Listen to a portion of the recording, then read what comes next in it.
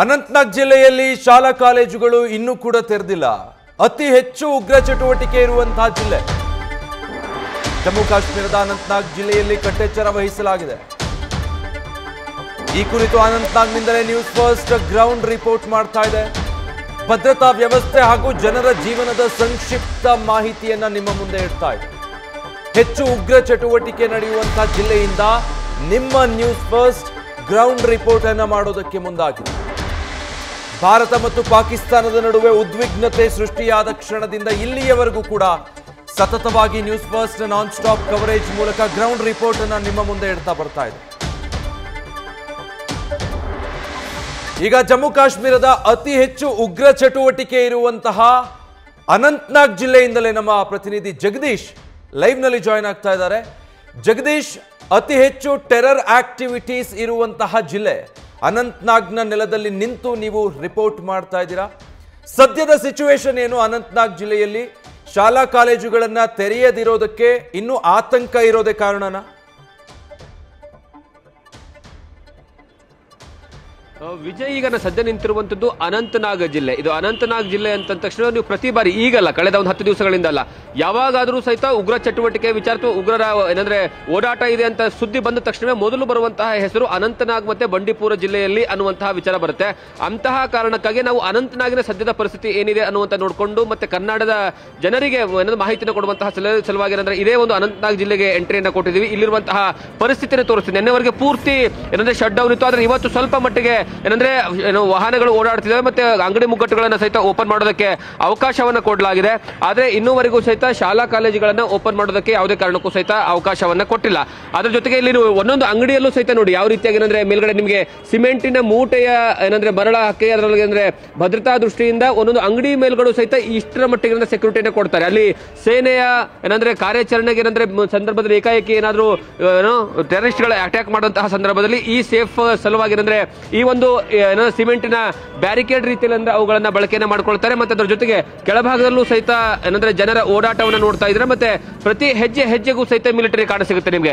ನೀವು ಈ ಅನಂತನಾಗ್ ಜಿಲ್ಲೆಯ ಯಾವುದೇ ಸರ್ಕಲ್ ಹೋದ್ರೂ ಸಹಿತ, ಯಾವುದೇ ಜಾಗಕ್ಕೆ ಹೋದ್ರೂ ಸಹಿತ ಅಲ್ಲಿ ಮಿಲಿಟರಿಯ ಸೇನೆ ಕಂಪಲ್ಸರಿ ಇರುತ್ತೆ.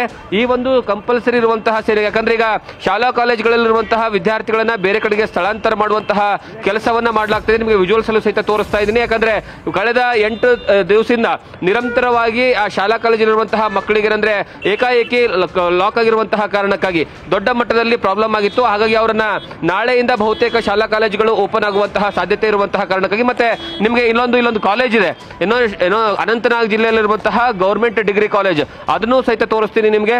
ಆ ಕಾಲೇಜು ಸಹಿತ ಪೂರ್ತಿಯಾಗಿ ಕ್ಲೋಸ್ ಆಗಿದೆ. ಶ್ರೀನಗರ ಆಗಿರ್ಬೋದು ಅಥವಾ ಶ್ರೀನಗರನ ಹೊರತುಪಡಿಸಿ ಬೇರೆ ಬೇರೆ ಜಿಲ್ಲೆಗಳಲ್ಲಿ ಒಟ್ಟು 13 ಜಿಲ್ಲೆಗಳು ಬರ್ತವೆ. 13 ಜಿಲ್ಲೆಗಳಲ್ಲಿ ಬಹುತೇಕ 10 ಜಿಲ್ಲೆಗಳಲ್ಲಿ ಶಾಲಾ ಕಾಲೇಜುಗಳು ಓಪನ್ ಆದ್ರೆ ಈ ಅನಂತನಾಗ್ ಆಗಿರ್ಬೋದು ಅಥವಾ ಅಂದ್ರೆ ಬಂಡೀಪುರ ಆಗಿರ್ಬೋದು ಅಥವಾ ಪೆಹಲ್ಗಾಮ್ನ ಭಾಗದಲ್ಲಾಗಿರ್ಬೋದು ಈ ಭಾಗದಲ್ಲಿ ಇನ್ನೂವರೆಗೂ ಸಹಿತ ಶಾಲಾ ಕಾಲೇಜುಗಳು ಯಾವುದೇ ಕಾರಣಕ್ಕೂ ಸಹಿತ ಓಪನ್ ಆಗಿಲ್ಲ. ಇವಾಗಲೂ ಸಹಿತ ಕ್ಲೋಸ್ ಇದಾವೆ.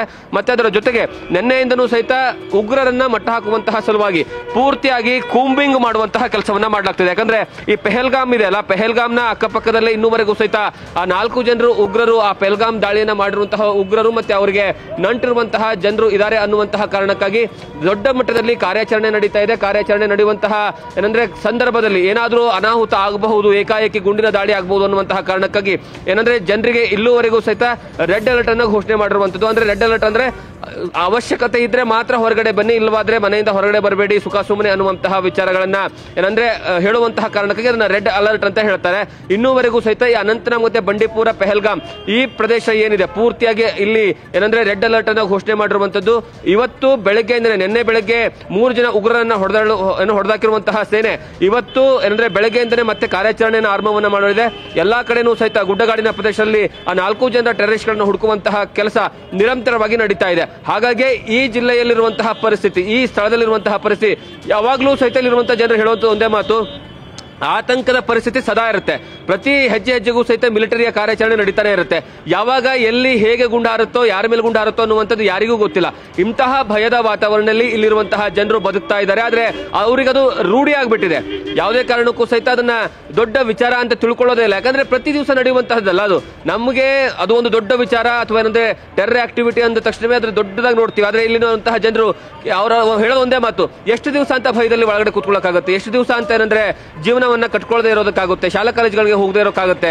ನಾವು ಹೋಗಲೇಬೇಕು. ಆದ್ರೆ ಇಲ್ಲಿರುವಂತಹ ವ್ಯವಸ್ಥೆ ಇನ್ನೂ ಭದ್ರತೆಯನ್ನು ಹೆಚ್ಚಳ ಮಾಡಿ ಅನ್ನುವಂಥದ್ದು ಇಲ್ಲಿರುವಂತಹ ಏನಂದ್ರೆ ಜನರ ಆಗ್ರಹ ಆಗಿರುವಂತದ್ದು. ವಿಜಯ್, ಜಗದೀಶ್, ಓಕೆ, ಜನ ಇಲ್ಲಿ ಪ್ರತಿದಿನ ಇಂಥದ್ದೇ ಘಟನೆಗಳನ್ನು ನೋಡಿ ಹೊಂದ್ಕೊಂಡಿದ್ದಾರೆ. ಆದರೆ ಈಗ ಶಾಲಾ ಕಾಲೇಜುಗಳ ವಿಚಾರ ಅಂತ ಬಂದಾಗ ಈಗ ಉದ್ವಿಗ್ನತೆ ಇನ್ನಷ್ಟು ಹೆಚ್ಚಾಗಿರೋದ್ರಿಂದ ಹೆಚ್ಚುವರಿ ಕ್ರಮಗಳನ್ನು ಕೈಗೊಂಡಿದ್ದಾರೆ. ಜೊತೆಗೆ ಅನಂತನಾಗ್ ಜಿಲ್ಲೆಯಲ್ಲಿ ಸಹಜವಾಗೇ ಜನಜೀವನ ಇದೆಯಾ ಈಗ, ಅಥವಾ ಉದ್ವಿಗ್ನತೆ ಭಾರತ ಪಾಕಿಸ್ತಾನದ ನಡುವೆ ಹೆಚ್ಚಾದ ನಂತರ ಉಗ್ರರ ಆಕ್ಟಿವಿಟೀಸ್ ಅಥವಾ ಅಟ್ಯಾಕ್ ಆಗಬಹುದಾದಂಥ ಸಾಧ್ಯತೆಗಳ ಬಗ್ಗೆ ಏನಾದರೂ ಮಾಹಿತಿ ಲಭ್ಯ ಆಗ್ತಾ ಇದೆಯಾ?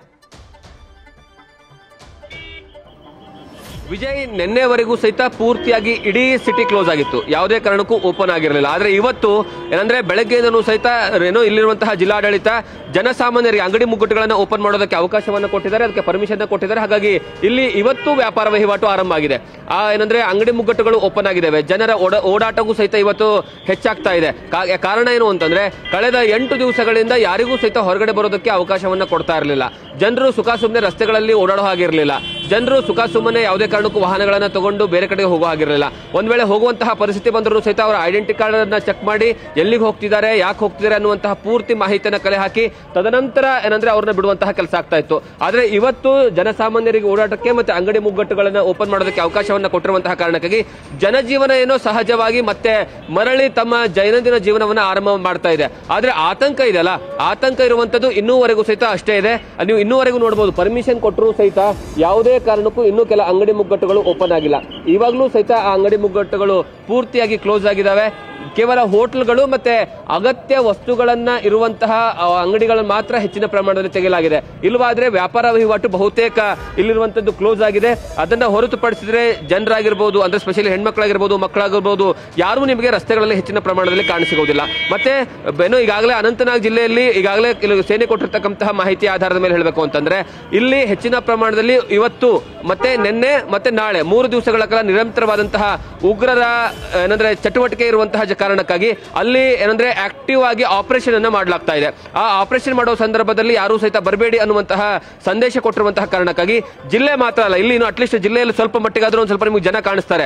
ಇದನ್ನ ಹೊರತುಪಡಿಸಿ ನೀವೇನಾದ್ರೂ ಹಳ್ಳಿಗಳ ಹತ್ರ ಹೋದ್ರೆ, ಗುಡ್ಡಗಾಡಿನ ಪ್ರದೇಶಗಳ ಹತ್ರ ಹೋದ್ರೆ ಎಲ್ಲೂ ಸಹಿತ ನಿಮಗೆ ಎಂಟ್ರಿ ಕೊಡೋದಿಲ್ಲ, ಒಳಗಡೆ ಹೋಗೋದಕ್ಕೆ ಅವಕಾಶವನ್ನೇ ಕೊಡೋದಿಲ್ಲ. ಕಾರಣ ಏನು ಅಂದ್ರೆ ಅಲ್ಲಿ ಒಳಗಡೆ ಮಿಲಿಟರಿಯ ಕಾರ್ಯಾಚರಣೆ ಆಪರೇಷನ್ಸ್ ಗಳ ನಿರಂತರವಾಗಿ ನಡೀತಾ ಇದೆ. ಇವಾಗಲೂ ಸಹಿತ 4 ಜನ ಉಗ್ರರು ಏನಿದ್ರಲ್ಲ 22ನೇ ತಾರೀಕು ಪೆಹಲ್ಗಾಮ್ನಲ್ಲಿ ಬೈಸನ್ ವ್ಯಾಲಿಯಲ್ಲಿ ಹೊಡೆದಾಕಿರುವಂತವ್ರು, ಆ 4 ಜನರಿಗೋಸ್ಕರ ನಿರಂತರವಾಗಿರುವಂತಂದ್ರೆ ಹುಡುಗಾಟ ನಡೀತಾನೆ ಇದೆ. ಅವ್ರನ್ನ ಪತ್ತೆ ಹಚ್ಚುವಂತಹ ಕೆಲಸ ನಡೀತಾನೆ ಇದೆ. ಹಾಗಾಗಿ ಯಾವ ಸಂದರ್ಭದಲ್ಲಿ ಬೇಕಾದ್ರೂ ಏನಾದ್ರೂ ಆಗಬಹುದು. ಮತ್ತೆ ಬೇರೆ ಬೇರೆ ಕೇವಲ ಅವ್ರು 4 ಜನ ಅಲ್ಲ, ಅವರನ್ನ ಹೊರತುಪಡಿಸುವ ಸಹಿತ ಬೇರೆ ಬೇರೆ ಉಗ್ರರ ಚಟುವಟಿಕೆ ಹೆಚ್ಚಿನ ಪ್ರಮಾಣದಲ್ಲಿ ಇರುವಂತಹ ಕಾರಣಕ್ಕಾಗಿ ಈ ಜಿಲ್ಲೆಯಲ್ಲಿ ಅವರ ಕಾರ್ಯಾಚರಣೆಯನ್ನು ಸಹಿತ ಈಗಾಗಲೇ ನಡೀತಾ ಇರುವಂತದ್ದು. Vijay, thank you Jagadish. News first, ನಿರ್ಭೀತಿಯಿಂದ ನಿಮ್ಮ ಪರವಾಗಿ.